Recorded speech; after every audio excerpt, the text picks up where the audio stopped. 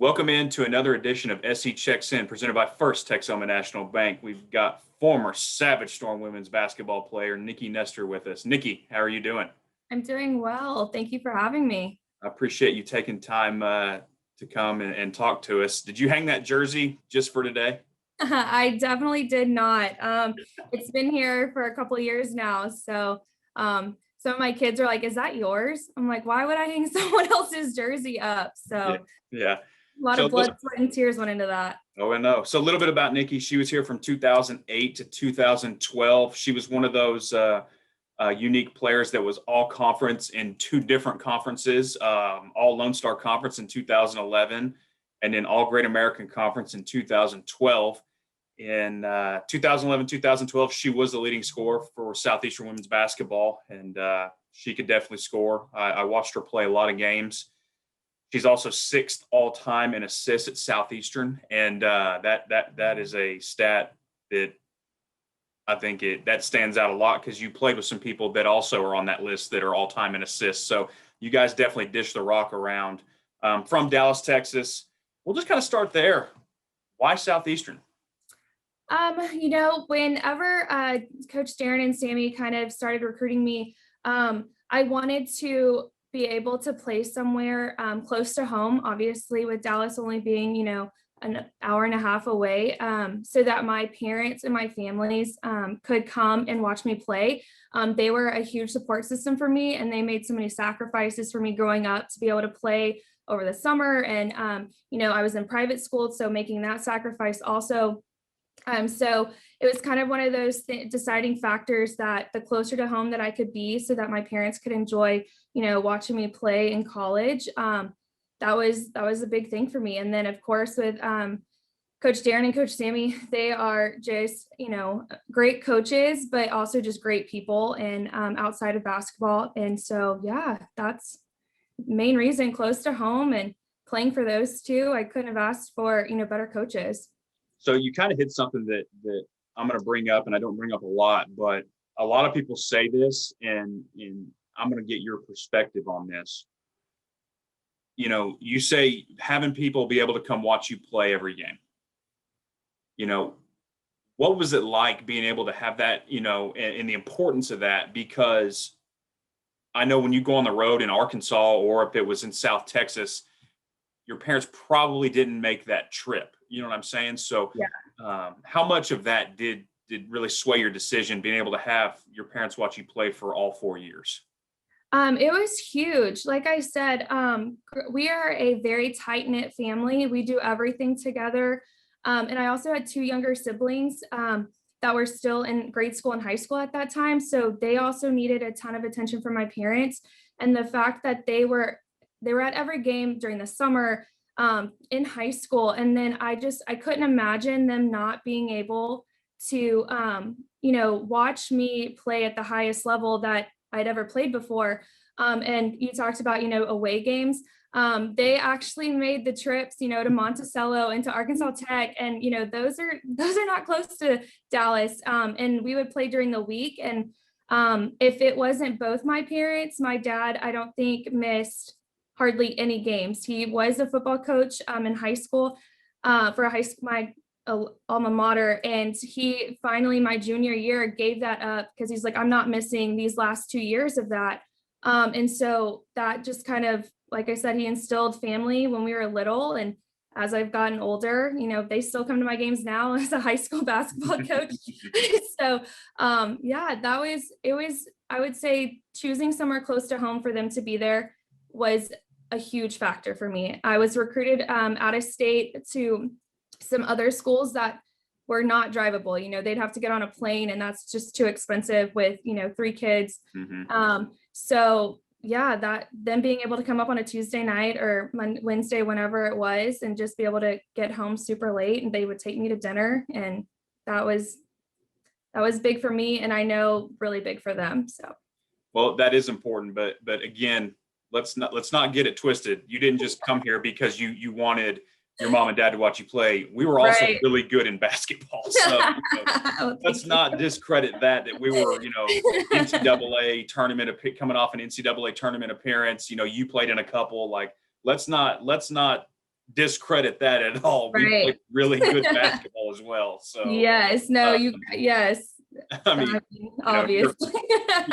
some people that's not obvious, So, Right. oh, yeah, mom and dad got to, got Yeah. to watch me play well. They got to watch us win too. So Yes. let's pump the brakes there too. So playing at Southeastern, you mentioned Coach Grover and Coach Cotton Black. What was it like for you playing at Southeastern your 4 years? I will say my freshman year, it was a little difficult to start with, for sure. You're coming into an atmosphere, you're living on your own, you're doing things on your own, which for me never happened. My mom did everything for us, growing up. And so having to live on your own. And then I played behind a senior. So that was extremely difficult for me. I will say my very first game, I didn't play. And I was heartbroken. Absolutely we won. So that's really, at the end of the day, that's all that matters. But just, I remember that feeling of, I was, like I said, just heartbroken that I didn't even get in the game and whatever. And after the next day at shoot around, Coach Darren was just like, hey, I know you didn't get in the game. I need you to be ready. You never know when your name's going to be called. And just kind of, talked me off the ledge, if you want to, call it what it is. And just, he could tell how upset I was, and then just kind of, calmed me down and all of that stuff. But obviously going forward, I absolutely loved playing there. I tell my kids all the time in school, if I could go back to any time, college would be it. I would give anything. My knees may not be able to survive running lines, but I would do anything to go back and be a part of that atmosphere and that team at Southeastern and play for Darren and Sammy again. I just absolutely enjoyed all of it. So every player that I've talked to that's played for Darren talks about, obviously how good of a person he is, how good of a coach he is, how you're treated, what the program does for you outside of just maybe Southeastern, but what the basketball program does for you and gets you ready for life. But I ask people all the time, what do you got on Darren? Let's hear it. I had some stories on Coach Darren. I won't share a lot of those. But I will never forget, there's two stories. One is just kind of a practice story. And then the other one is, like you said, just of his character and the kind of person that he is. But the first one was my freshman year. I will literally never forget this ever. There were quite a few freshmen in my class. There were, we made up kind of half the team at that point. And we're in practice, we're doing a drill. Obviously, we weren't doing it to his standards, which the expectations for Southeastern basketball are set extremely high the day that you step on campus. And something wasn't going right. And so, he kind of just stopped practice and then was just kind of like, all right, everybody get in your team sixes. We got to get ready. We got to refocus, whatever. And then all of a sudden, someone just kind of like dropped the basketball and didn't put it up. And all of a sudden, it just was like right in front of Coach Darren. And the next thing we know, it was like on the other side of Bloomer. Don't know really how I got there, but it did. And everybody's like, we were focused, I would say, pretty good right after that moment before we even had to run. But yeah, I will absolutely never forget that ever. Laugh about it today, but I obviously wasn't laughing at that moment, at that time. And then just kind of to talk about the person that Coach Darren is. My senior year, towards the end of last semester, stress of my career's coming to an end, college, I'm about to graduate, making sure, I've got everything in order, about to go into the real world. So I obviously stressed. And I actually got Bell's palsy. And my roommate at the time had to drive me to the emergency room, which of course, in college, I never went to the emergency room by myself or without my parents, let alone. So I have like no idea what I'm really doing. And so I call my mom and I'm telling her what's happening. And she's like, okay, cool. And I'm like, do not call Coach Darren and Coach Sammy. It's like 10 o'clock at night. We have practice tomorrow morning. Like, do not call them. Of course, what does my mom do? She calls him. And it's like 10 o'clock at night. And I come out of the room, with the doctor and everything and with all that stuff. And him and Sammy are sitting in the waiting room. And I'm just like, who called you? That's the first thing I said. And they're like, your mom and dad. And I'm like, oh my goodness. I was so embarrassed. But like I said, I was in the emergency room for something. And just while I was embarrassed that they called them, I was so thankful and so happy that they were there. While they are your coaches, they're also, great people. They're like mom and dad, you can go and talk to them about anything, even if you're terrified to ask them or if you've messed up, which has happened quite a bit. But yeah, just like I said, amazing people. I do have a funny story about Sammy Joe. We were in study hall one time and I was by myself that day. Sammy definitely walked in. I was passed out, supposed to be in study hall. That was back when you get in the locker room, right? Yes. Yeah. So I got in the locker room by myself, just sitting at the little computer. Next thing I know, I'm asleep. And Sammy's like, Nikki, are you okay? So yeah, those are all the stories I'm gonna give up. The rest kind of keep those can be down the road type of conversations. No, it's funny you mentioned that. I talked to a lot of former basketball players, and the number one thing they say is, especially when they're a freshman or a transfer, come and get ready for practice, season's starting, workouts are starting, and they were not ready for the intensity of what college basketball practices are. And Darren has stories for days about players just not ready to go. And so you kind of hit the nail on the head there with that one. So, and obviously when you were here, we had 2 NCAA tournament appearances. We've kind of carried that along. We kind of got hit with the injury bug for a while, but if you look at Southeastern basketball, women's basketball, the last 10 years, look at how much success they've had. Last year, nationally ranked. At one point, our men's and women's teams were both nationally ranked, an NCAA tournament appearance. And I don't think that happens without the type of players that he recruits when we were in school or before when we were in school. So, we've had a lot of success, and I'm happy and excited, and I love it. And one of the greatest things last year, and I wish you could have seen this, is when we got to go up there and see Coach Grover cut the net down. Winning a conference tournament. You know what I'm saying? Just that is something that just the excitement and the joy. And, we've got a video of him just, cutting the net down and just being excited about it. Cause it's so, especially in college athletics, it is so hard to get to that level, but it's also hard to stay consistent at that level. Right. You know what I'm saying? And we've done that, and he's done that. It's because we've had players like you and to come in and do that. Because I tell people all the time, and when I say this, they look at me like I'm crazy, which they do anyway. So let's just be honest. I tell people, it's hard in college athletics because that team you're playing, they're on scholarship too. You know what I'm saying? Yeah. Like it's and they look at you and they're like, yeah, I guess you're right. Yes, and so. So you get done playing at Southeastern, you get your degree. What'd you get your degree in? And then kind of talk about life after graduation. So I majored in health and physical education. And after I graduated, for about 5 years, I taught middle school and elementary PE and kind of coached basketball as an assistant at my alma mater, Bishop Lynch. Worked under a great man there. But as an assistant, I kind of learned, I need something more. I want to be, not just an assistant. I want to be able to run a program and be able to do those things. And so after that, the last 3 years, I've been at Ursuline Academy in Dallas.